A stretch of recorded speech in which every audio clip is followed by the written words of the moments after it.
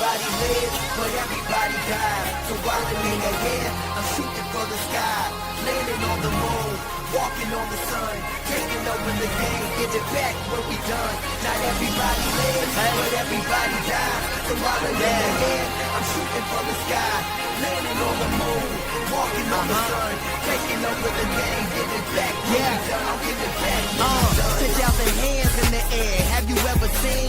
Work 9 to 5 or 5 to 9, do you ever dream? They in the red, but my stalk is green. Proud like I reached the clouds, all off a beam. Dreams on lucid, films on lucid. Sound on surround, in the crowd on stupid.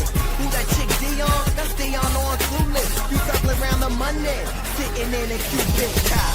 Still the dreams, they said I'm too corny. Funny, I got their ears all on me. Fears all gone and my peers all wrong. So keep your 2 cents in every phrase y'all coining. That's just common sense, all the hating, I honor it. I don't leak, I quantum it. I don't answer, I problem it. I just drop shit while they asking what a colonic is.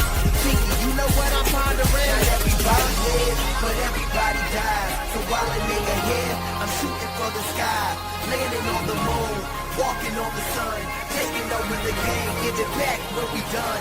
Not everybody lives, but everybody dies. So while I'm in the air, I'm shooting for the sky, landing on the moon, walking on the sun, taking over the game, give it back what we done. I'll give it back what we done.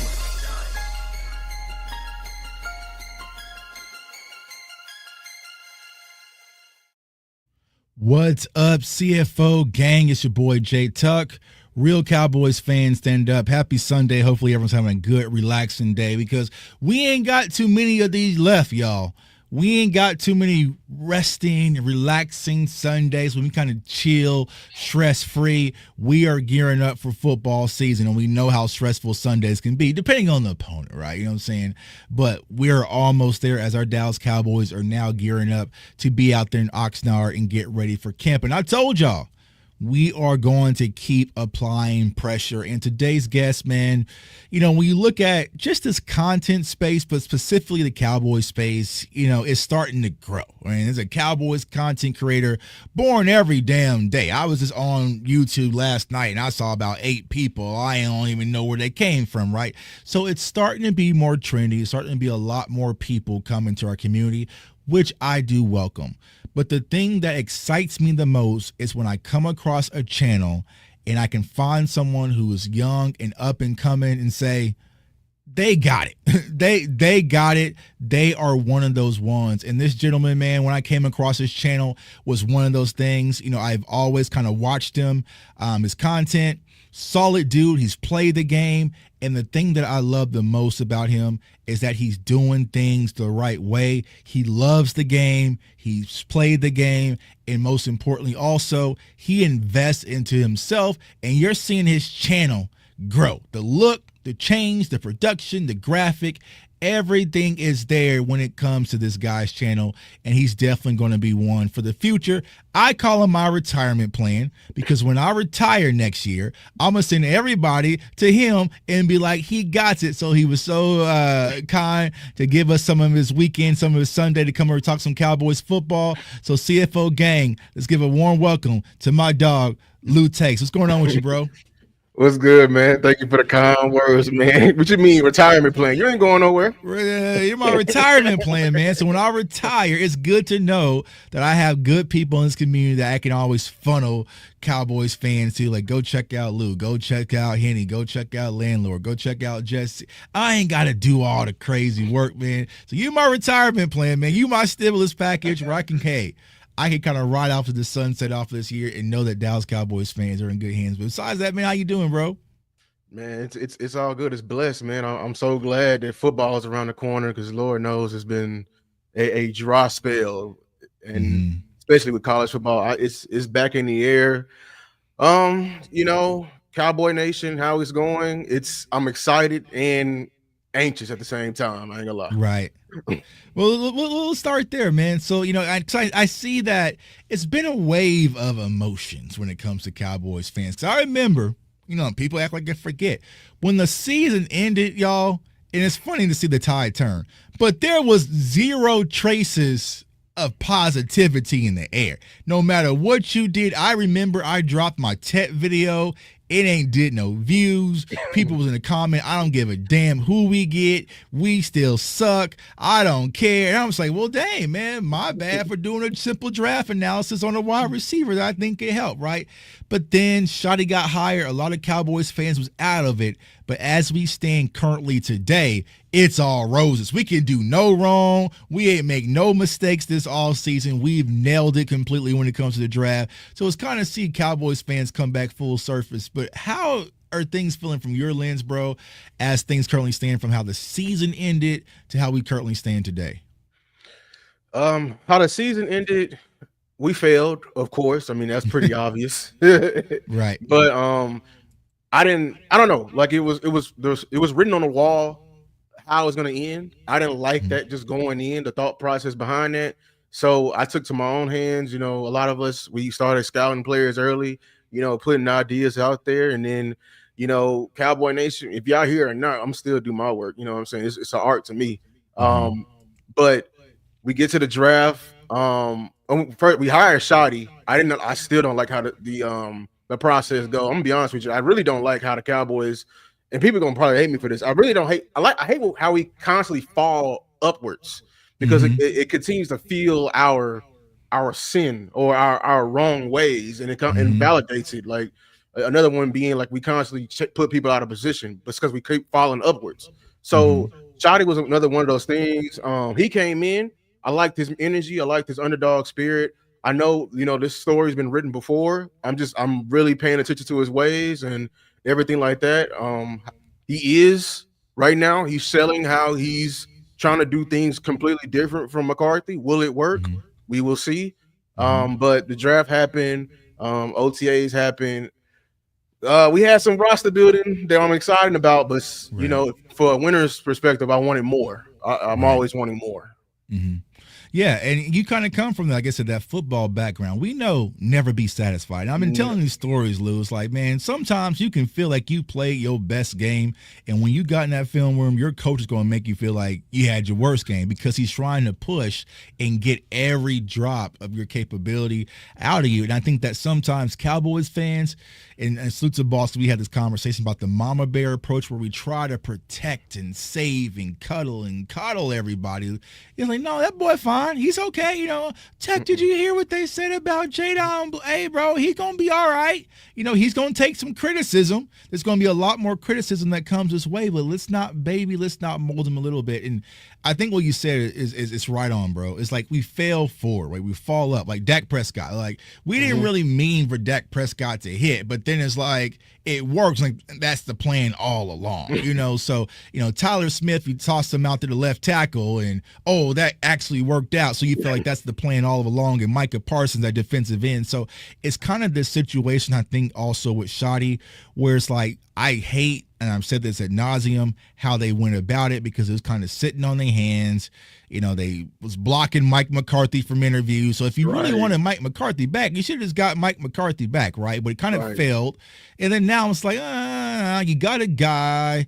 Cowboys fans wasn't really sold on him, but for somehow Cowboys fans are sold on him. So now you feel like, we got our guy who we wanted all along. Well, we all know that was not the case. So, I think that Shotty does have a unique opportunity because even though he's in win now mode, and I'll ask you this, Lou, how you feel about this season particularly, I feel like he has the comfort right now with this team and also with this fan base. They're probably going to be a little bit more lenient with Shotty than I originally expected. So I think that he'll probably get to be able to take his lumps, which I've been asking Cowboys fans to be patient. But as far as the expectations this year, Lou, what do you think that stands for Brian Schottenheimer and this team?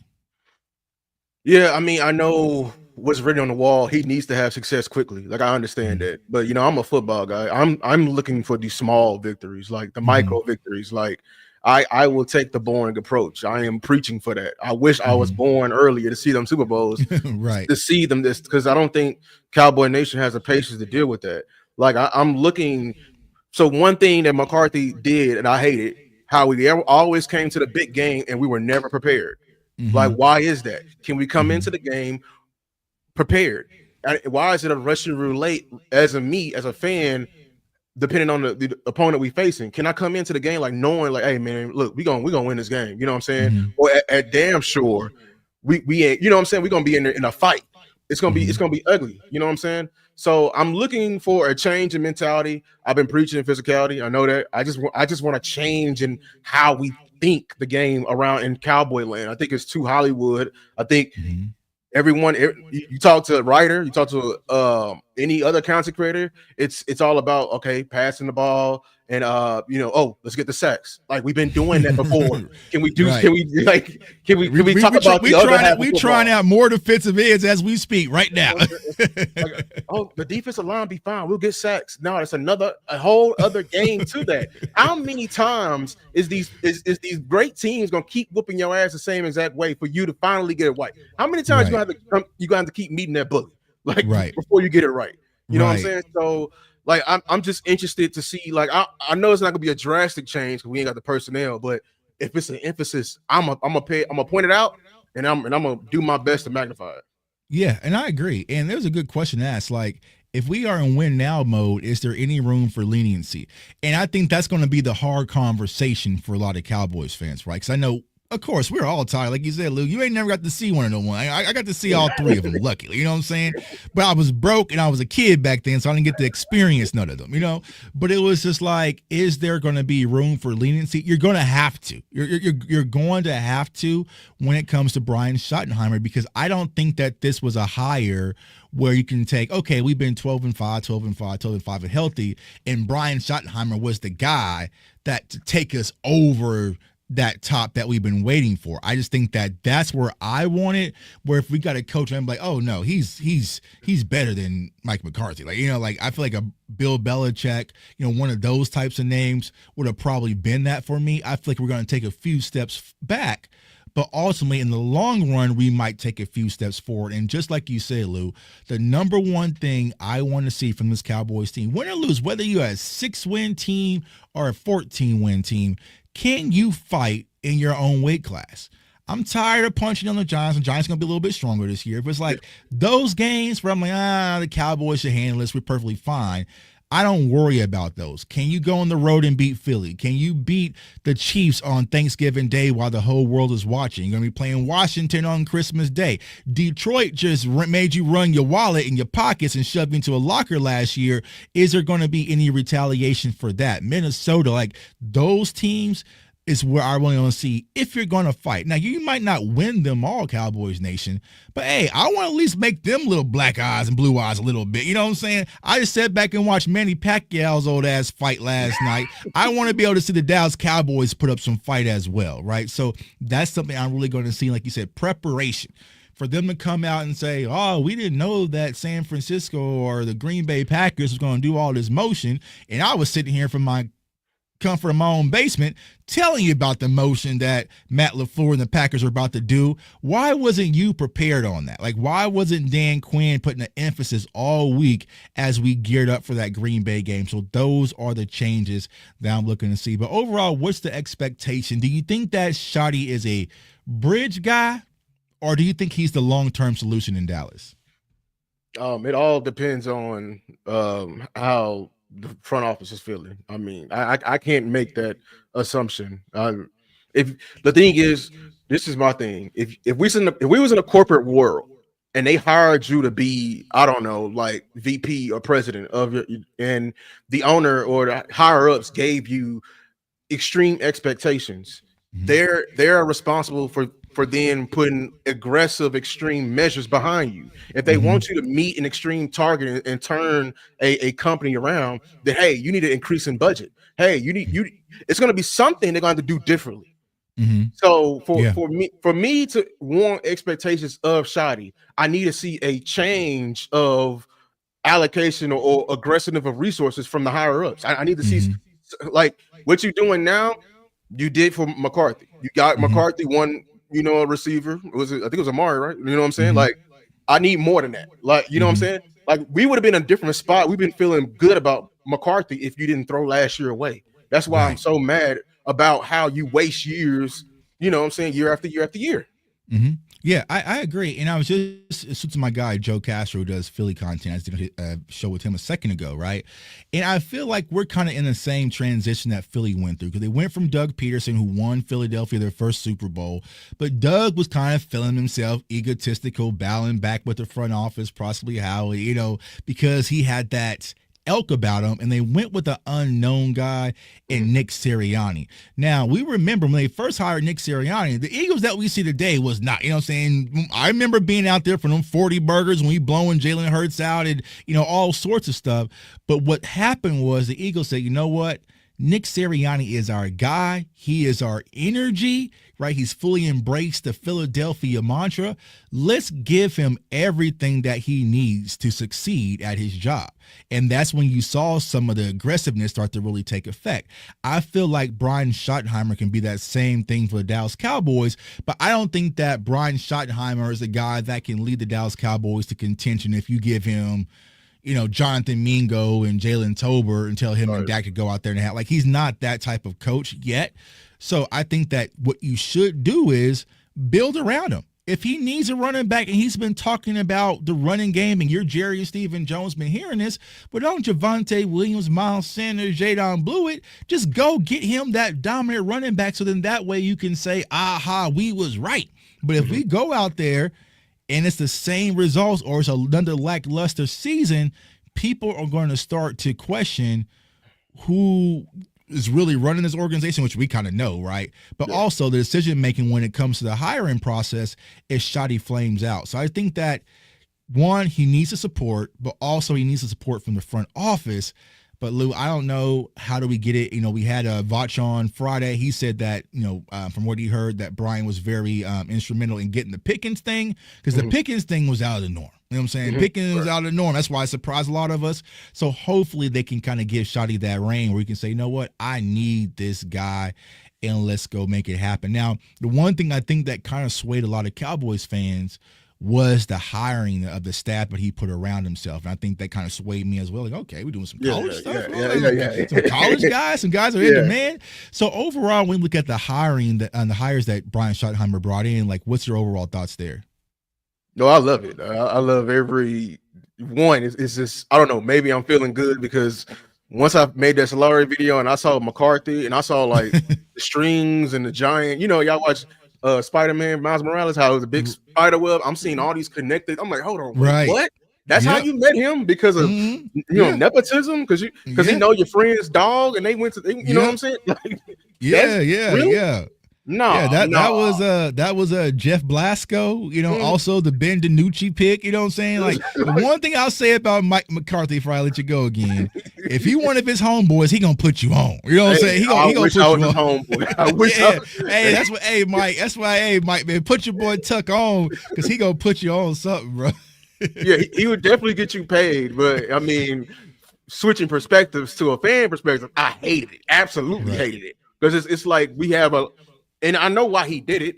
He's, you know what I'm saying? Remember, I had you on with the Game of Thrones comparison. I called him Robert Baratheon. He was fighting brash. You know what I'm saying? Because front office was fighting brash. They put Kellen Moore onto him. You know what I'm saying? That's a very disrespectful type of move. So night and day with Brian, I love the hires. The two hires I love. I love Connor Riley and Clayton Adams. I love how he hired two guys that didn't know each other, but they think alike. You know what I'm saying? They actually come from similar backgrounds in terms of run fits, how they teach the game and everything like that. That's a football mind. That's somebody who's been, calm and calculated right there. I pay attention to stuff like that. Right. That's literally having, the mystery on the wall as you finding, who did it. And you saying, you know what I'm saying? That that's that's a 10 out of 10 right there. Right. And then getting some youth in here. I love, the one thing I love is a sprinkle of youth and a sprinkle of veterism. You know what I'm saying? Because he's going to need it as a head coach. It's his first time. And then we're bringing in, the young wide receivers coach, but we still got Lunda Wells here. We still got Eberflus here. You know what I'm saying? So I love the nice sprinkles of different, levels of teaching. That's going to be a productive room, especially if everyone is on the same, one accord. Yeah, absolutely. Like I said, because I was doing the connection, like, hey, bro, they don't know each other. You know what I'm saying? But it was funny because when I did the Connor Riley video or the live show, whatever I did, versus Clayton Adams and either Junior Adams as well, a lot of them were saying the same things and they ain't never met. So I don't think I ever kind of researched like, how did Shotty know to go get Connor Riley? Like how did it all work out? But everybody has the same message. So it feels like it's one band, one sound. And what people forget, right? I know that we went through the differences of philosophies with Mike McCarthy and also Kellen Moore. And I guess there was a difference of philosophies when it came to Mike McCarthy and Brian Schottenheimer, even though, I mean, Mike made him his OC. But we have to remember, y'all, that Shotty kind of went through this back in Seattle. Like he was let go in Seattle due to a differences of philosophies, whatever that might have been. And I didn't research too deeply into it, but that was the reason why he let go. So I think for him, he's like, listen, I want to have everybody on the exact same page. So then that way it's no tug of wars and everyone understands. But I kind of explain this to Cowboys Nation. Think of it just like parenting, right? When the dad and the mom were at different odds, right? Typically, you got some badass kids. You know what I'm saying? And I feel like that's the same thing where, hey, it was Mike over here, front office over here. Hey, I don't want to play Zeke. I want to play Rico. Well, you're going to play Zeke. We're not going to play Rico. Well, I want to suspend Zeke. Hey, you're going to suspend him for one game because he's still going to be. So it's this tug of war. And then that's why we had a bunch of little badass kids running around because they had no guidance. I hope the main thing that Shotty and the staff is able to change is guidance. Everybody on the same page, but not just the coaching staff, but also the organization in the front office as well. Now, you talked about the offensive side of the ball. Let's go over to the defensive side of the ball because I think, Lou, that's where a lot of the question marks are. You know what I'm saying? Mm-hmm. You've been very vocal about this. I know I've spoken about it. You did a video the other day about it as well. The one tech position in the defensive philosophy. We know that, hey, even if we trying to score 40, I mentioned it, you know what I'm saying? Like, hey, we might have to score 40, you know what I'm saying, get up out of here. But I think, as you've been saying, winter is coming. In order to win winter playoff football, you need to be able to run the ball and also stop the run. So what's your thoughts on the Dallas Cowboys as things currently stand when it comes to our one tech position? I think three tech is overloaded, but specifically the one tech. Yeah, we need more. Now, however y'all feel about Mozzie, we need more. I am praying for somebody to go. If you can find somebody better than Mozzie and put him on the team, I think we're instantly Super Bowl contenders. Because now Mozzie is in Jay Toia's spot. But if not, you still need a veteran that's well productive to take the load off of Mozzie. Why is that? I don't know why people are not listening to your defensive line coach constantly get to that mic and say over and over again that he's going to do high substitution, and everyone's going to be like, "Oh, it's going to be fine. It's going to be 30%." Right? You think? The funny thing is, like, I listen around. I have some other podcasts I listen to, and some of them were Jets fans, and I remember them constantly coming to the mic how they was voicing how they was mad at White Cotton because Quentin Williams went on the field at certain instances. So I'm saying right now, somebody who is miles better than Mozzie, Quentin Williams, if they were subbing him out, he's going to be subbing out Mozzie as well. You feel me? So this is why I've been preaching that the guy behind Mozzie, two guys, is even better, that we need to have a steady rotation because defending a run is a collective 90 or I forgot how long a football game, 60-minute effort. You know what I'm saying? Because there's in micro battles within football. There is a substitution battle too, where they can, all that. If y'all didn't know the rules, when the ref comes and crowd the ball, that's allowing both teams to substitute. You know what I'm saying? So if you're constantly substitute, if the offense decided speed it up one time, they keep that package on their field because they're trying to capture you within you're tired or you can't get the right sub package out there. You know what I'm saying? Right. And all it takes is one game for the game to get busted open.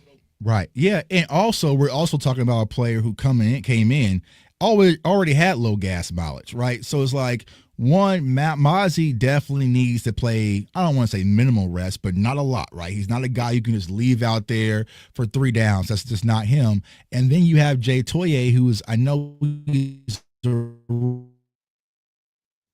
rookie and a lot of Cowboys fans are excited about due to whatever reason, but these guys are still big question marks. And what's going to happen is, I was saying this earlier, is that soon as you play Philadelphia, I guarantee the one thing that Nick Sirianni and this office is going to do is, like boxing, test your chin. All right, we've been hearing the Dallas Cowboys can't stop the run. Let's see, has that improved? And they're going to run directly at this defensive front to see if you can stop this run. If you cannot stop it, it's just going to be a long night. And what's going to happen? Cam Scatterbo going to probably try to do it the next week, and then it's going to be DeAndre Swift, and the list goes on and on. So you're going to need some guys. And I've been trying to have this conversation, Lou, that I'm Jimmy's and Joe's over X's and O's. And what I mean by that from a defensive philosophy is I can have the perfect scheme. I can have everybody in the right gap. But if my linebacker or my defensive tackle doesn't have the heart to stop Derrick Henry, it don't matter what I drew up on the chalkboard, right? So you got to have fortitude. Stopping the run more times is a mentality than it is actually an X's and O's thing. Now, you can have schemes that put people in the right gaps, right? But you just got to want it. And I hope that Matt Eberflus is sending a message that we will stop the run before anything else. But when you look at it from a personnel standpoint, all I'm seeing is edge rusher you. You know what I'm saying? Like, that's all I'm saying. And that's why I'm trying to preach to people. Like, I'm telling you right now, if the way we're going to go out there, I'm going to sound like, the Debbie Downer, Jay Towie is going to fail. I'm going to tell you right now, he's going to fail because he had warts in college, and people think that's why I made the video. Y'all do not understand the development of a nose tackle position. It is the slowest development position for a reason. I had a graph out there. The best D tackles in the league, you did not know their name in their first 2 to 3 years because they were within rotation. So, and the thing is with the Cowboys, why we continue to fail, one, we don't spend high resources on the position, and then two, we don't offer veteran mentorship. It's literally like the center position in the NBA. And we saw the Mavericks tank for a whole center. But at the same time, that same year, they brought in a veteran to usher in Derek Lively because it was that important. If not, you're going to stunt his growth. Right, yeah. And I think that we needed a Hankins still alongside with Monty. Like, we just needed one of those guys. But you're going with a guy who's on his third defensive coordinator and coaching staff in 3 years, and Jay Towie, who's unproven as a rookie. The growth for these defensive tackles, unless you go get you one of those ones, right? If you go get you like a Jordan Davis or Jalen Carter, like those types of players, even they know. They had to work, because I remember like Jordan Davis specifically, it took him 1 to 2 years to really emerge what we saw. They had Linval Joseph, and they had also drafted Milton Williams in that draft, right? I think so. And they brought in Ndamukong Suh. Yeah, Ndamukong Suh, right. So they went and surrounded their young guys with veteran guys. I feel like going out there and just leaving these 2 young guys kind of who are unproven out there is a recipe for disaster, because I've been explaining this, right? Because you said about Jay Towie, right? And I actually show this because I want people to think that we're talking. Hold on, let me present it. Let's see. All right. So if you kind of just look at the numbers between Mozzie coming out of college versus Jay coming out of college, right? He had more havoc plays. Mozzie led in pressures, run disruptions. It was Jay. Pretty much same as far as stuff percentage. Yards at tackle at depth, right? 3.4. So that means he tackled a little bit more in the backfield.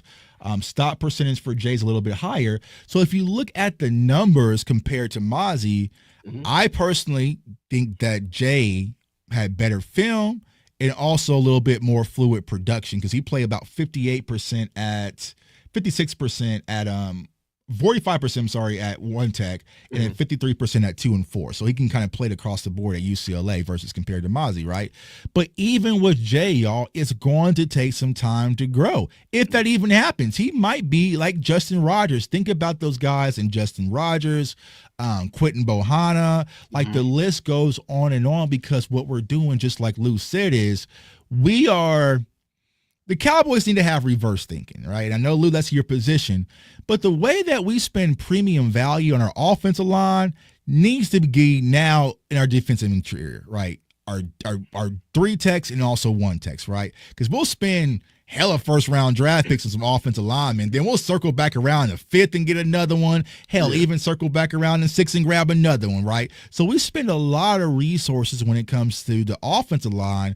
Now it's time to reverse it. So what Philly did is complete opposite, right? They spend a lot of their premium picks in the interior on stopping the run, the Jordan Davises, the Jalen Carters, the list goes on, and circling around getting Milton Williams and, those types of guys, and then getting free agency. And then they did all of this perfectly in the golden years of Fletcher Cox. So Fletcher Cox was the veteran there, and to coach him up until he went out to the sunset, Exactly. Like, the moment, if Mozzie ends up hitting, you know what I'm saying? The problem with the Cowboys is the evaluation process. Be honest with you. I mean, we're seeing it with Micah.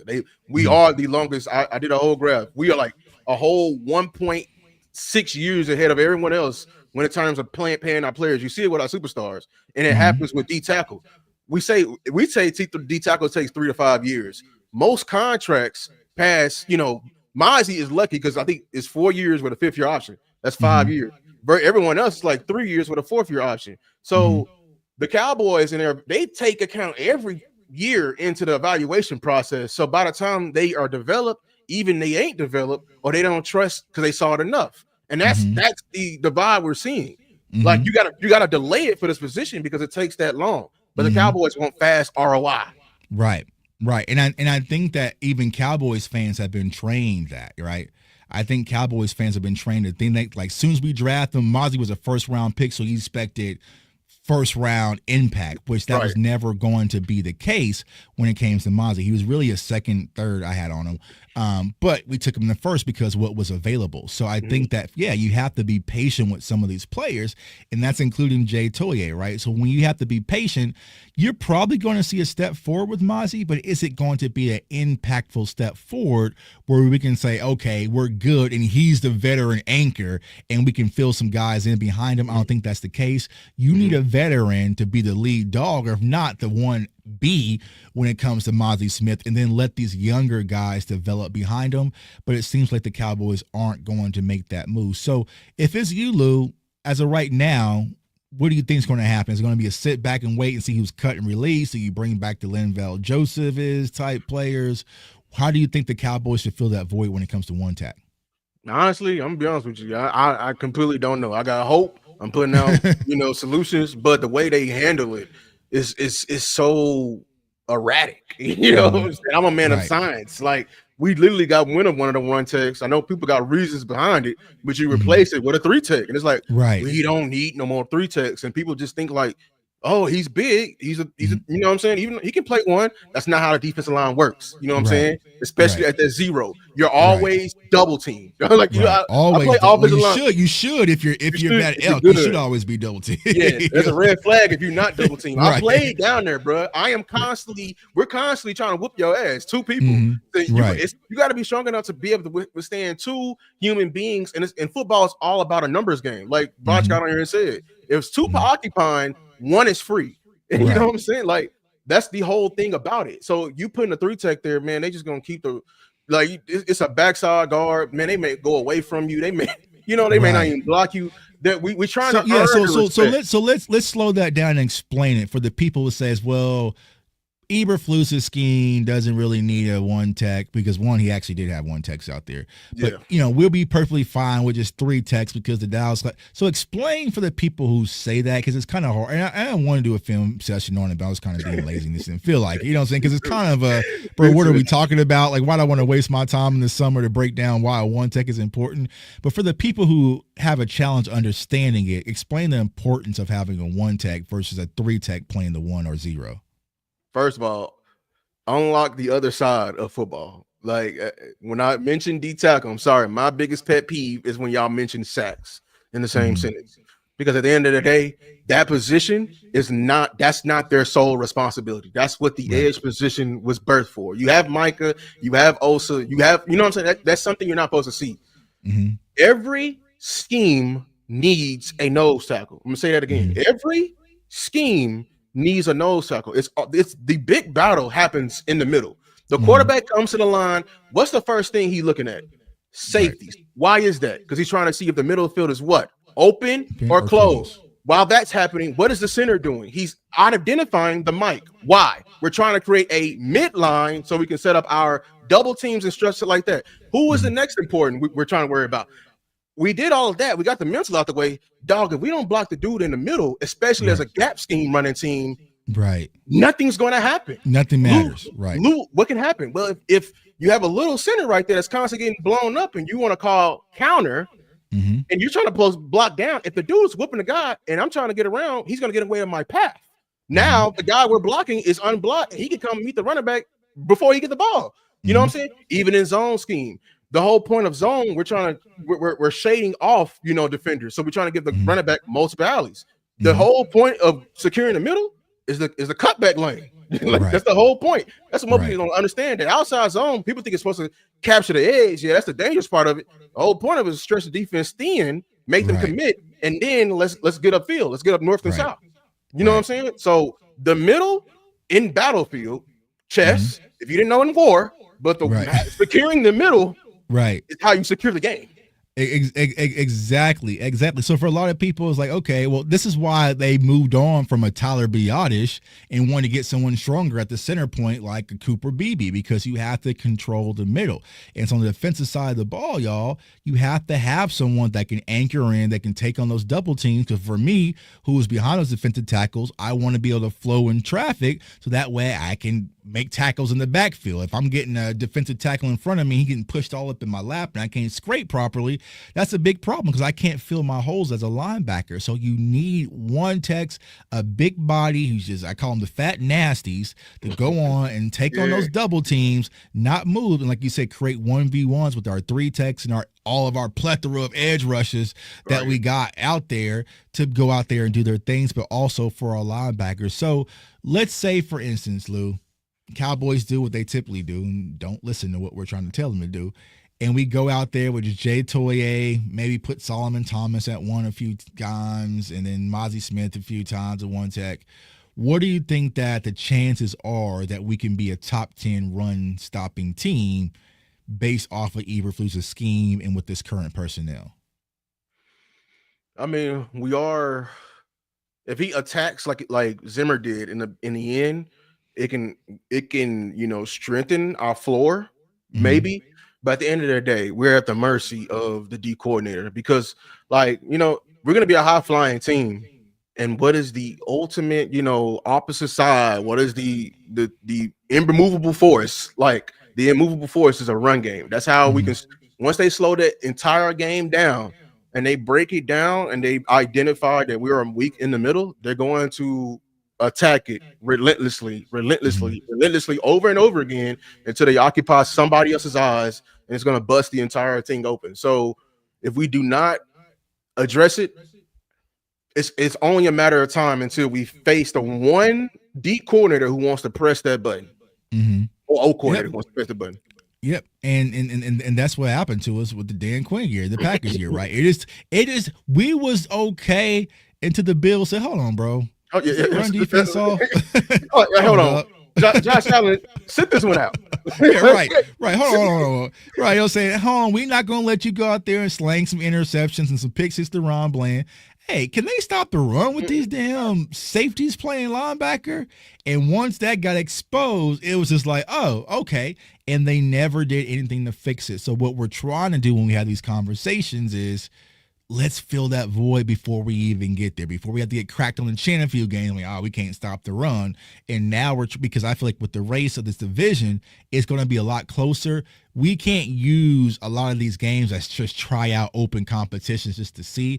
We need to hit the ground running specifically for week 1 and get ready as we gear up for this season. For the we don't Cowboys. change, we're going to struggle versus the Giants. And I'm not saying we're going to be bad. I'm just saying that's the way our division is set up.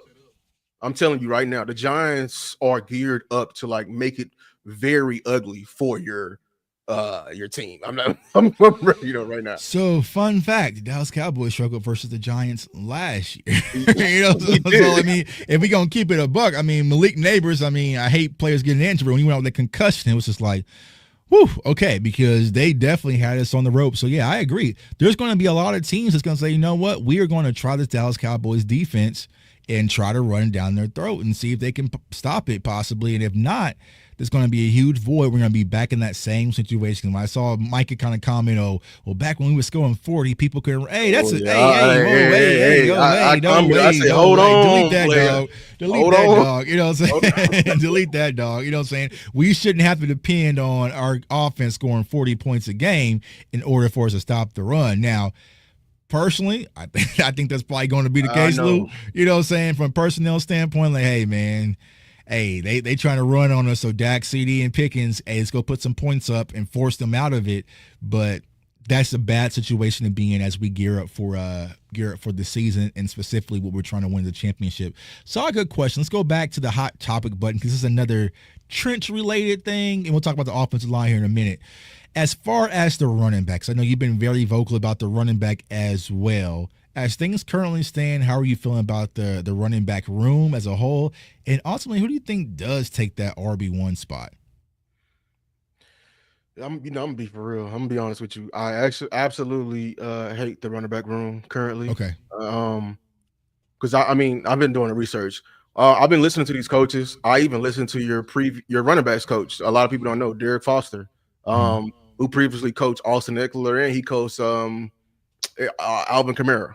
Mm-hmm. And the one thing Clayton Adams has been saying, the one thing Derek Foster's been saying, the one thing Brian Schottenheimer's been saying is one word: power. Power. And when I look at our backfield, I do not see that with anyone. Maybe Phil Maffa, if he can come about of it. People say Javonte Williams, and be honest with you, that used to be Javonte. He can build up some steam, but right. I'm scared because I don't know if he can last the full workload. You know what I'm saying? And then people say Miles Sanders. I'm scared. He got his job snatched by a rookie. I'm scared. You know, people think the star can fix everything. Hey, look, what about the people it didn't fix? You know what I'm saying? Right. So that's why I was pushing so hard for a Nick Chubb, because with a Nick Chubb in here, you can have these other backs in here because you have the power, and now everyone else can beat everything else. But what we're trying to do up front and what I don't know. Like it's Clayton Adams and them. They're gonna have to really get creative what they're going to try to do. You know, because I don't see the back. I don't see a winner back. I don't see somebody when it's getting cold outside we can hand it to. And he's going to always, fall forward. And I think people misunderstanding what I'm saying. I value, and I think people have forgotten the value of a 2-yard run. Can somebody on this backfield, can you trust that can get a 2-yard run when we're stalemated and the wind is just, you can see the sound effects or the squiggly lines of how cold it is outside, and we can hand that ball off and he's gonna get us a 2-yard game. You know what I'm saying? And the only person I can say is Hunter Luepke, but I want Hunter Luepke doing other things. Yeah, that's where I'm at. I think the only person you could possibly get that from is Hunter Luepke. And I know there's been some articles like he's on the chopping block, but bro, they better not chop that. They better not. As of right now, he's the one that can probably lead that charge. Like you said, I think Phil Maffa can grow into it, but Phil Maffa still has that uphill battle to cut through these other running backs first, because you're not just going to keep him as a power back, as a 2-yard guy, and then cut a Jadon Blue or whoever just for the sake of Phil Maffa. So you're going to need that guy. And a lot of people I know, they kind of thinking like this is Antichrist, right? The one thing I can say, when it's 4th down, 4th and 1, I knew 21 or 15, if you want it, was going to get that yards, right? When we got in the end zone, those dirty yards, right? And it changes things. Unless you're going to be like Philly and have that tush push, the guy that can get you that 2-yard, that 3rd and 2 where you don't have to pass, right? That if I can line up behind this offensive line, I can get that for you. It changes the mentality for you guys playing the offensive line as well. Like, hey, I got to just get my push. He going to handle the job behind me. But also it sets the tone, because when you have a true power back, and I think Javonte's more of a tweener balance, but he's not a true run through you. Like those body blows throughout the course of a game for someone who has to tackle that, throughout 4 quarters, it changes your mindset. Where it's like, all right, bro, he coming in. Let me put my mouthpiece in. Let me make sure my chin strap is strapped up, because I know that this is going to add up and take a toll on us, right? I just don't think that we do have that guy in-house yet. I think my only hope is that Javonte can maybe become that, But just if you go off of his film post-injury, it just wasn't there anymore. So we'll have to see. But yeah, I agree with you because those tough, dirty, grimy yards, that's when you have to go to San Francisco in the playoffs and play this ugly 16-13 game, or, like those types of games. Those are what those backs are needed for. But also what I used to call Zeke is Wild Thing, that closer. Hey man, we've been throwing it out. It's getting tight here in Philly. We only up by 2 and we got 3 minutes left. All right, let's get on up out of here off the back of 21. I just don't think we have that guy currently. That's the Cowboys, and you said it. Like that's our historical staple. You know what I'm saying? Right. We'll line up in the eye and we'll hand it to Emmett. You know what I'm saying? Right. We'll line up in the eye. We'll hand it to Marion Barber. DeMarco Murray. We're gonna punch you in the mouth like that. I want, in a boxing term, it's that blow to the middle. Like it does something. If y'all are playing the game, it lowers your stamina. You can't recover back to what you can, because we've been hitting you it all game. And now when it's time for the fourth quarter, man, guys can't cover the same. You know what I'm saying? It's just that knockback. And that's what teams been doing in the playoffs. Like whenever their quarterback's been getting out a while, they go high behind their run game. As the Eagles. Right. And the best, and that's why we're preaching about run defense counteractively, because when you have a good run defense, it's like we whooping up on you. Nah, don't hide now. Right. You know what I'm saying? Like that's now you got to be a quarterback. You know what I'm saying? He ain't gonna save you. You know what I'm saying? Like that, and that's what I want from my Cowboys. From when the passing game gets a little, hey, we need to settle down a bit. That's what I mean. I feel like the Chiefs, they won all their Super Bowls when they had that element. When Mahomes was getting a little, hey, let's go hide behind Pacheco a little bit. You know, behind Pacheco, right? And see, a lot of people don't understand that, because the stats, the glitz and the glamour when it comes to Mahomes, that's what gets glamorized. But them Eagles, them Chiefs Super Bowls, they was won dirty. Even that game versus San Francisco 2 years ago, that was a dirty, grimy win that they got in overtime. And they had to kind of lean on the run. And then when it's time for Mahomes to put on the cape, he can put on the cape for 2 to 3 plays, and we're all like, oh, there he goes, that Mahomes magic. But the Cowboys are banking on Dak magic from the first quarter all the way to fourth. You know what I'm saying? I just feel like sometimes it's just like, hey, bro, we need Dak to kind of tuck the cape a little bit until it's really time to maybe make those 3 or 4 throws, because sometimes it's that bend but don't break philosophy. If I can sit back and say I don't have to worry about the run game, really just drop 7, play soft zone, and just force that 1 or 2 mistakes, whether it's an interception or Terrence Steele or Tyler Guyton getting blown up and causing a strip sack fumble, right? That's what I'm banking on. But when you have a threat for that run game, you can't play like that. You know what I'm saying? As you get closer and closer to the goal, you lose less and less field. You know what I'm saying? Right. Like, so if I get in dime, you a passing team from the 10-yard line. Oh yeah, good luck finding them windows. I don't care who you have out there. You know what I'm saying? That's why a run game is important for a high-scoring team, because it keeps them honest. Right. Juan just hit it right on the head. And that's why our red zone's been so bad.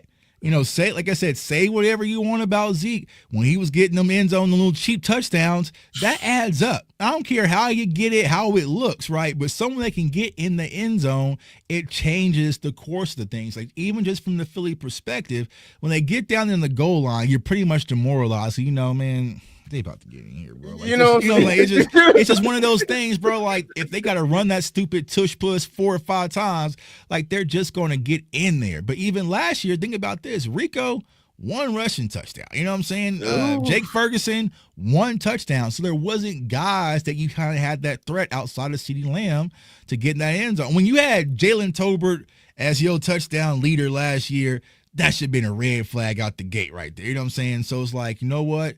The Cowboys just need that guy who's a power back, who has a nose for the end zone, short yardage, and that can cause a bruising. And then that's when y'all got Camp right Darling, Jadon Blue can come in and do all this fun gadgety stuff that y'all going to be excited about, right? But you need that power back to actually go out there and fill the void. So we'll see how that transitions.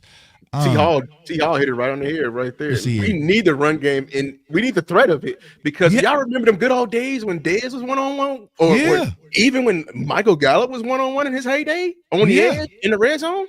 But you know what I'm saying? It opens up so much. And I was having this conversation the other day, Lou.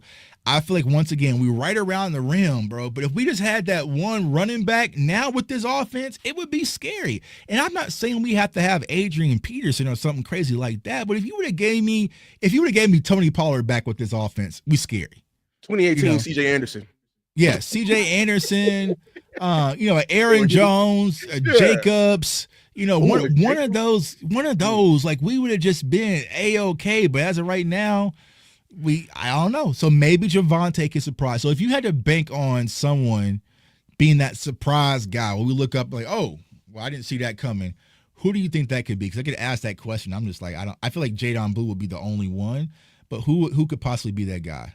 Yeah, I'm a Texas fan. I don't see it with Jadon Blue. I've seen him for 4 years. So let's talk about it. Let's talk about it because he's a hot topic button. He's a hot topic right now with Jadon Blue. I feel like Jadon Blue is our RB1 because I never seen Cowboys fans so united on protecting somebody ever in my life.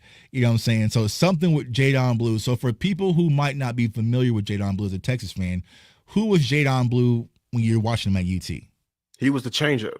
He was a changeup. Like even when we had our Baxter, CJ Baxter. First of all, let me start by this. To start from the beginning. Texas is RBU. I'm gonna say that again. Texas is RBU. We're known for having running backs come through that day. Deontay Foreman. We just had Bijan Real Robinson. You know what I'm saying? And Brooks. And we had Jonathan Brooks. I mean, he's been getting hurt, but he was supposed to be something as well. We've always had running backs come through there. Baxter was in there. And then the guy behind him was Quintravion Wisner. Mm-hmm. Then it was like a maybe with Blue. It was literally a maybe with Blue. Blue came in and he was the changeup. He was the thing that they didn't scheme for, or that we sent out in routes when he had a bigger linebacker on him, or we finally gave him a toss because we caught them in their base package. You know what I'm saying? Mm-hmm. That's him. Now I don't know what people are seeing with him. I literally said, like, first of all, if you know Blue, he's a converted receiver going to back. Like he literally is a 7-on-7 back. Like he literally said, you know what I'm saying? Like, so his strength is in the passing game. What y'all are asking for him to do in between the tackles, that's where you lose me. He's not a natural runner of the football. His cuts are not smooth. First of all, his fumbling problem, people be like, he's just walking around with a football all day. Look, bro, you got to watch how somebody fumbles the ball. All his fumbles are the same. He was out in the open, and he thought he was faster than everybody else, running his 4.3, 4.29, which y'all like to say. Somebody else came up with effort and everything like that, came and peanut him and punched it out. And every time he didn't see him. That's not every time. So you telling me, oh, he needs to hold it. No, first of all, he needs to build up his awareness and understand that finish the damn run. You know what I'm saying? So I'm saying all these things. I want Blue to be better than what he was. If he comes in and be what he was in Texas, y'all are going to turn on him because he's not a powerful back, shoestring tackle. So everyone's saying O-line, everything like that. He's not something. He's somebody you put out there. You know, him in a route tree. Hey, he's gonna eat. You know what I'm saying? But I need him in space. Space is his best friend. Right. Yeah, and see, I think a lot of people forget that. And I understand the excitement. You know what I'm saying? I see some people saying, hey, but it's just because we didn't have because what happens is Cowboys fans go through this phase where whatever we missed last year, if we get something, that's the new excitement, right? Because remember last year, everybody did, because I remember I did a video on, what was the running back out of Michigan?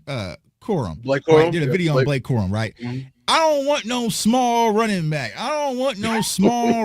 He's the same size as Deuce, right? So then last year it was the power backs. It was the Braylon Allens, the Zach Charbonnet. Like you had to be damn near 245 in order for a Dallas Cowboys fan to really want you in the draft, right? So then this year we didn't have that speedy, gadget, oh my God, goalpost running back. So that's what everybody wanted this year, right? So then when we got it in Jadon Blue, it's like, oh, all of our problems is solved. We got our running back. Like, I don't think people really understood.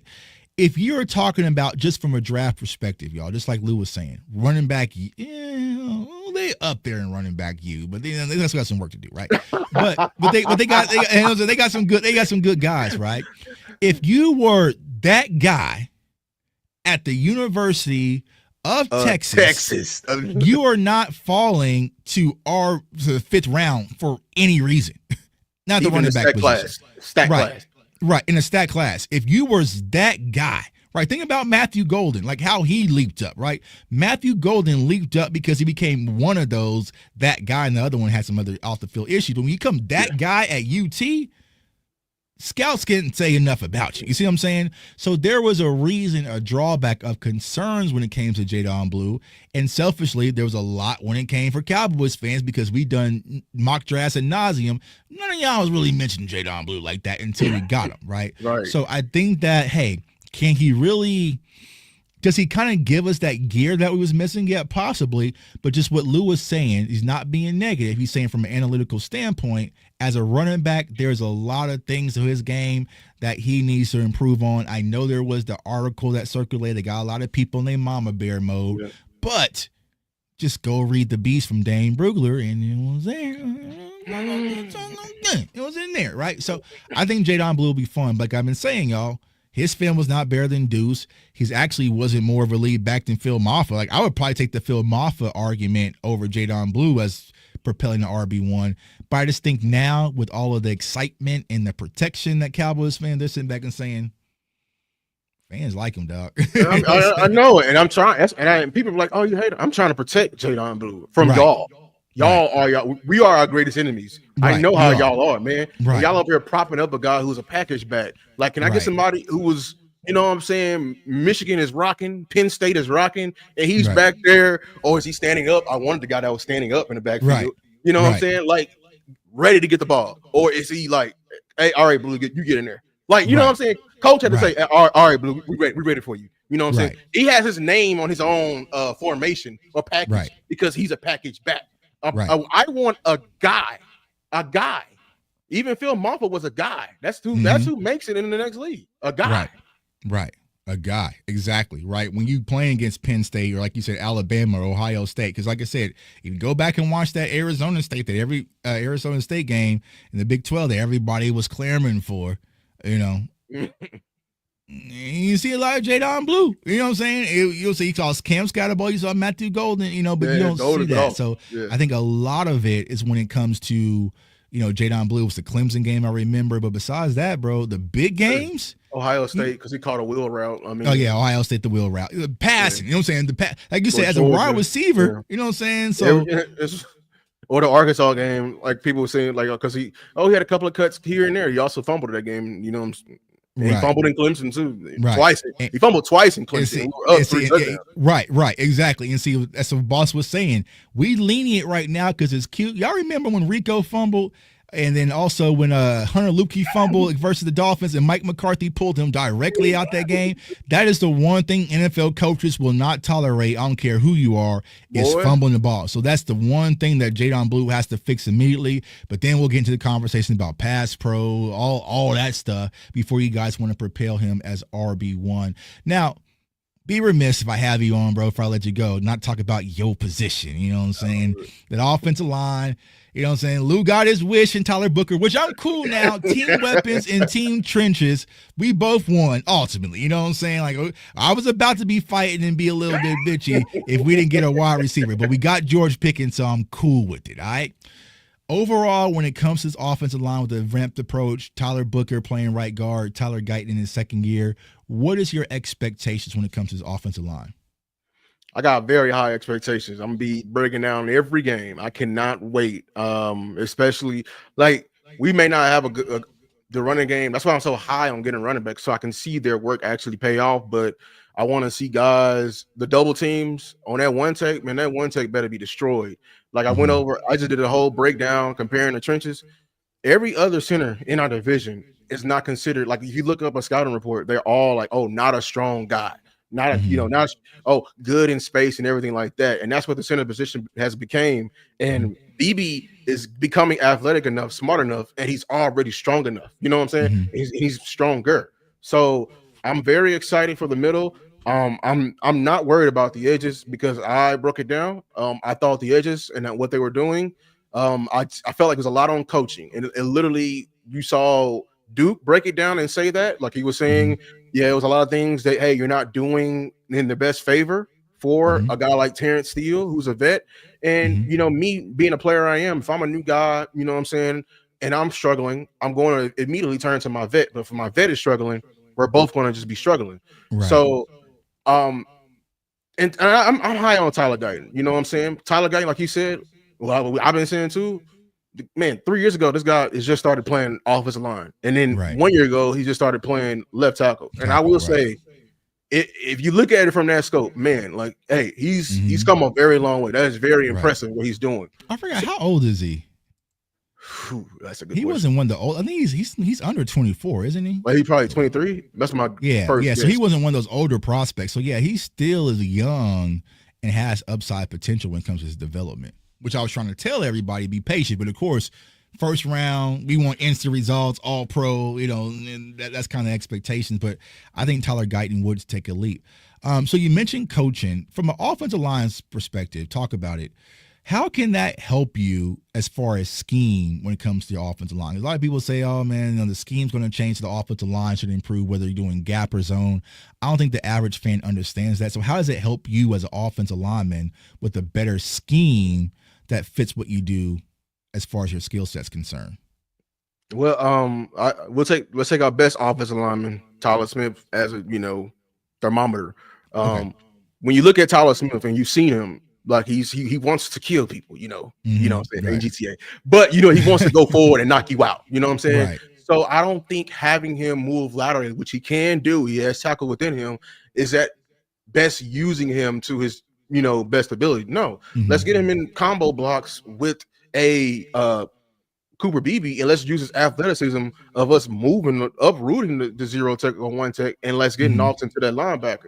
How it negatively affected somebody like Terrence Steele. Terrence Steele is not like your Tyron Smith tackle. He's not gonna technically beat you. Like, his kick can get weird. He's a guy who needs to whoop on. He got to lather him up before he can get going. Right. What Mike Solari did, which I hated, is like he had an idea of what a tackle should be and what he's been coaching for all those years. And he was like, I don't care what aspects you have. You are an NFL caliber tackle. You're going to learn my way. So even if we are in a protection, which we're sliding away from you, and the team understands that, and they're going to pull your guard away, and you're on one-on-one on the island. If I tell you to go jump set, which means immediately go towards the defensive tackle, defensive end, even when he has a two-way go, you do it. That's not something that's working out in the best favor for a Terrence Steele, one who struggles with his hand placement, and his feet can get wonky at times. So we're doing this, we're sliding away, and now Terrence Steele is one-on-one with an Aiden Hutchinson, who's been killing him all his damn life since diapers. You know what I'm saying? With a two-way go. You know what I'm saying? No, I need Terrence Steele, hey, get back, you know what I'm saying, the 90, maybe a little bit in the 45, keep your outside foot on his crotch, play inside out on Aiden Hutchinson. I want him, run him on the horn for your quarterback's sake. You know what I'm saying? Because that was the main problem. We was getting beat inside. You know what I'm saying? And it affected our quarterback. That's why I was saying, in the trenches weapons battles, the interior of our offensive line was affecting Dak. So the guards are responsible for the depth of the pocket. Tackles are responsible for the width. My coach always said it. Get his ass outside the club so Dak can step up. If Dak can have his feet, now he's not underthrowing his ball. Now the ball is not, if it is inaccurate, we can critique Dak. But Dak, people was falling at his feet, every time in his throws. Step up into his throws. And that encompasses what my coach always said. That is literally breaking the trust that Dak has in the guys protecting him. And that's what we can't do. We can't let that happen, because now here's a term, Dak is seeing ghosts. And that's what happened.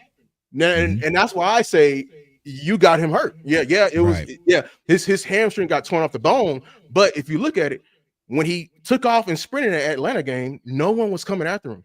But why was he running for his life then? Clock.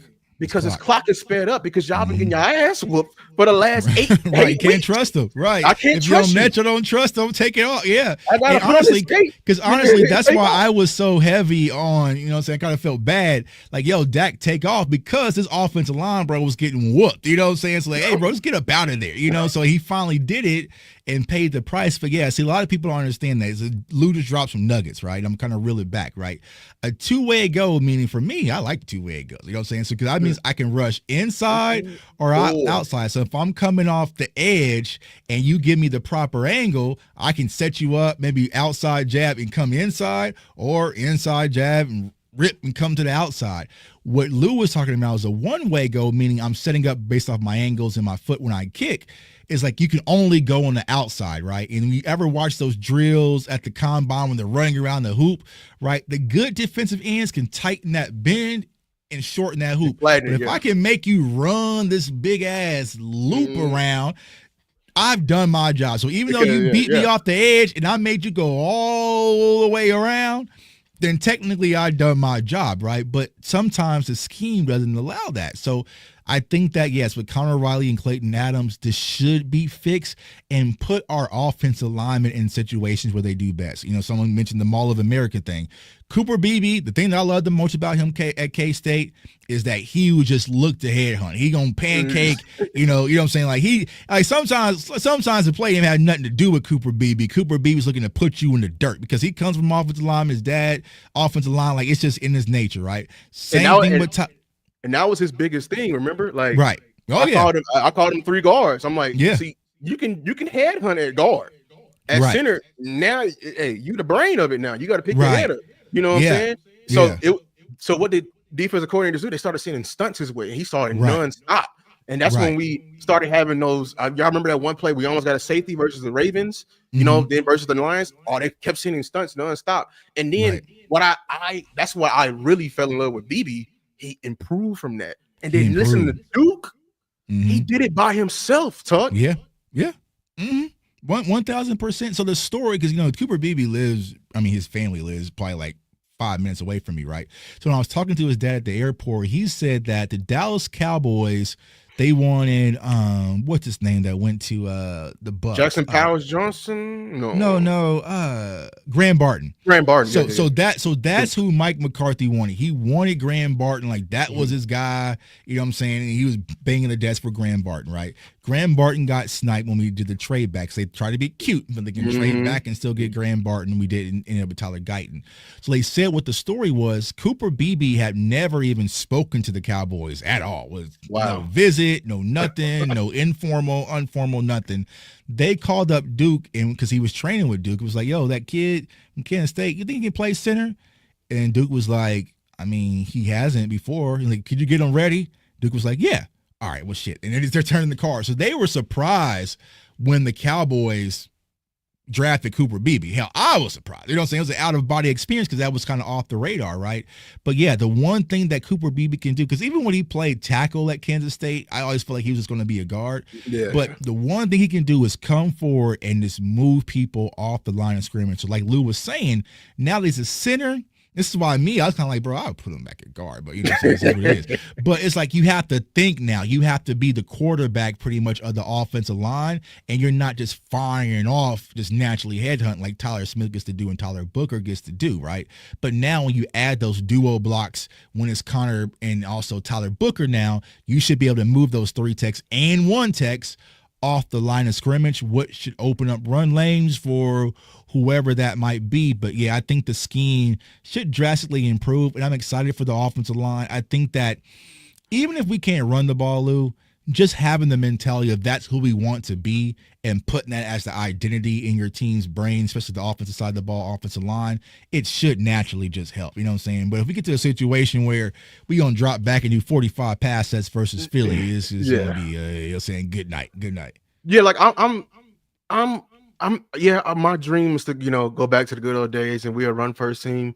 I need you to attempt to be balanced. Now I know what I'm saying, Cowboy fans are not going because they want numbers. It's not gonna be numbers. Right. See, the thing is, this is what I want for my team. This is football, bro. Like, we know what our strengths are on this team. We know we want to pass the ball. We got hell of 5 weapons on the outside, and we want to rush the passing. Now, other teams know your strengths, right? So, and they're going to try their best to take it away. So you need to use the run from a standpoint of keeping it open as possible. Like, you know what I'm saying? Like, if you're a boxer, hell, you got a hell of a right hook. but they know it's coming. So you Right. need to figure out a way to occupy just somebody sets of eyes, just for instant second or something like that to open it up. And that's why I prayed that we can do. I think that's what Shotty. That's why he keeps leading with it. Like wants to do right. He wants to. That's why Clayton Adams is here. Everything he wants to do and everything like that. Hopefully, Connor Riley can he could be the engineer and architect and actually work on that and the little things of occupying the linebackers and everything like that. So the play action game can be opened up no matter what. But that's why I want to open. I care about the 2-yard game. You know what I'm saying? We may walk out of there with 20 carries for 78 yards. Right. I'm caring about the yards per carry. Minus the big yard. The big game. Right. Because it also it also matters of what down it is. You know what I'm saying? So if it's a bunch of 2-yard gains, but they're on third down, keeping the chains alive, then that's going to work for me. You know what I'm saying? But I know from fantasy football, it might not work for you. But from a winning, from a winning perspective, it's going to help things out. You know what I'm saying? Because Lou plays me in college football 25 and also 26. I'm going to get that run game. I'm going to get that run game going regardless. You know what I'm saying? That's just how I play. I'm a live and die by the run. And if I got to air you out, I can. But I'm going out. You know what I'm saying? I'm running some wishbone, some split T. You know what I'm saying? Some strong guy. I'm running all that. You know what I'm saying? That good old power football. So if people want to come out and play dime and 3-3-5, all right, bro, we're gonna get behind this Alabama offensive line and start moving stuff first, So hopefully that is the sentiment. But before I let you go, Doug, I know you got the DC Universe tonight, right? What time is that? Like 7, I think. Yeah, 7. 7. All right. So y'all tuning in to DC Universe out there. Definitely going to be tuned in. But you already mentioned the offensive line. But besides that, as the Cowboys gear up for camp, what are like 2 stories that you really going to be focused on to see how it translates through the course of this camp and also preseason? Linebacker.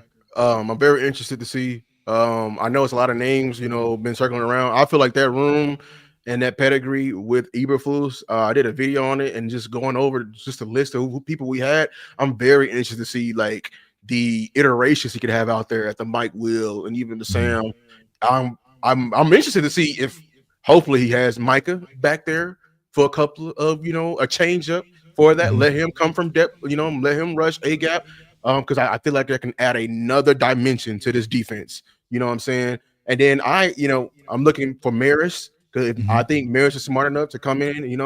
I'm looking at the young guy, Shamar James. I saw a little bit of his film. I was excited what I saw, with some coaching. Kenneth Murray, you can fix him. Sanborn being the translator and translating the defense for us. But I feel like that room, and when Overshawn gets back, I keep forgetting. Buddy Johnson, Vigil. I'm very excited for what we can have at that linebacker position because it's going to be very crucial. And then another room, the cornerback room or the defensive back room in general, because like I said in the video, it can either be the most deadly room in the entire league or a complete disaster. Yeah, exactly. Yeah, I agree. I think the linebackers for me, not just because that's my position, but I just want to kind of see like who's going to take the reins because I know there's some question marks when it comes to Kenneth Murray. I like Kenneth Murray, but I think he needs to be a little bit more consistent. I think Marius is really going to take a leap forward, but it all depends on how Eberflus is going to coach him up. And then you have Jack Sanborn, Overshawn kind of will be delayed, of course, but then also Shamar James, who's a guy who can just kind of come forward. But also, yeah, I think the thing that I'm also looking for, like you said, the DBs, the cornerbacks is what it is at this point. But the safety room, what is that rotation going to be like? Is it still going to be the Donovan Malik show? Or are we going to let some of these younger guys, whether that's Wanye, Marquise Bell, or Elijah Clark, really kind of step in and fill it? Because I feel like our safeties, they play well, but it's just not geary enough for me. Like, I like gear, especially the defensive side of the ball. You know what I'm saying? I like gear, motor, intensity, speed, destruction, havoc. Like that's just the type of defensive players I like. I just don't think that Malik in this stage is that. Donovan's okay coming forward, but in coverage, he's a liability. So I think if there's any way to improve that safety position, we'll kind of see. But politics as usual. Wow. But my dog, Lou, man, thanks for your time, bro. For everyone seeing you for the first time, let everybody know they can find you, bro. Lou's Takes on Instagram, Facebook, Instagram, lou.takes, you know what I'm saying? Or TikTok as well. We continue to push along for this season. Gonna be doing offensive line film breakdowns, defensive line, and then scouting, and then whatever comes in between. But we do this for the first blame and the last congratulated. Yeah, exactly, man. Exactly. That's like I said, because a lot of people don't believe me when I say this, Lou, but I played offensive line, you know what I'm saying, in high school. And I played tackle. I played left tackle, which is sounding crazy, right? But our coaches always say, like, you ain't gonna get your name in the newspaper. And I remember because my coach lied to me. That's how I ended up playing tackle. I was a basketball player. He told me I was going to be a tight end like Tony Gonzalez because he saw me catching touchdowns in team sports. And I was like, all right, bet I can do that. Then I ended up playing left tackle. Right. And I was like, well, how did I get left tackle, bro? You know what I'm saying? Like, how we get it? But now, like, I understand the game because we ran a lot of counter, and I was just so fast getting around to the edge and being able to pull around and locate those safeties and pull them off the ball. That's why we were counter left, counter right, you know, trapping all sorts of stuff like that. But he's always said, man, y'all gonna get your name in the newspaper. Ain't gonna get your name. I'm like, bro, I want my name in the newspaper. So can I switch to a position where I could get my name in the newspaper? You know what I'm saying? So when I got to college, it was like, all right, I got to play defense. Like, yeah, I need my name in the newspaper. But offensive lineman, I was thinking about, might buy an offensive lineman jersey this year. I mean, I got my name in the newspaper. Remember that picture I sent you? Oh, yeah. It was a real opportunity, man. Yeah, man. Like, yeah, we never really got our name in the newspaper. None of the interviews, post-game reports, you know, numbers was ugly. You know, it's just one of them things, man, because of the offensive line, but it's definitely a position that's needed. And for everyone seeing me for the first time, JTuck151 on all YouTube or all social media platforms. That's Instagram, TikTok, which you're live right now. Instagram, we're live right now as well, and also on Twitter. So give me a follow. And the YouTube channel, CFO Sports. We got a lot of coverage coming up, a lot more incredible guests. We're going to keep our foot to the floor, y'all. And the fun part, film is going to be back. You know what I'm saying? I let Lou and JC kind of go back and forth with the film. I kind of stayed out of it a little bit. What a battle. You know what I'm saying? What a battle for two of my two dogs going back and forth when it comes to their film sessions. But y'all know preseason, I'm going to get back in the arena, man, get back into the game. And we're definitely going to keep you guys covered on all fronts when it comes to Dallas Cowboys, man. So, guys, turn that notification bell to not miss out. Going to be a lot of incredible coverage starting as the Cowboys are officially in Oxnard. And we are gearing up for another NFL season. I want everyone to stay safe, stay blessed, stay encouraged. In Cowboys Nation, football season is finally here. Let's get it. Peace.